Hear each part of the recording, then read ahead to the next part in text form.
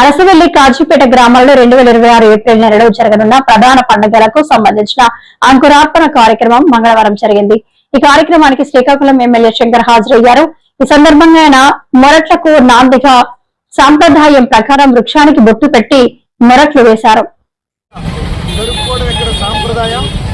ఏదైతే మన సనాతన ధర్మం సంస్కృతి సాంప్రదాయాలని చేయడానికి కోసం ఈ కార్యక్రమాలు అమ్మ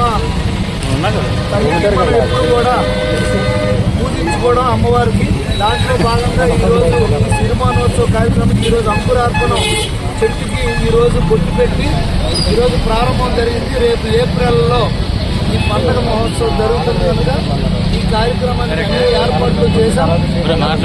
ఘటాలతో దాదాపు 6,000 మంది పైచిలకు మహిళలు వచ్చి దీనికి ముర్రాట్లు కోసం ఇక్కడ దర్శించుకున్నారు.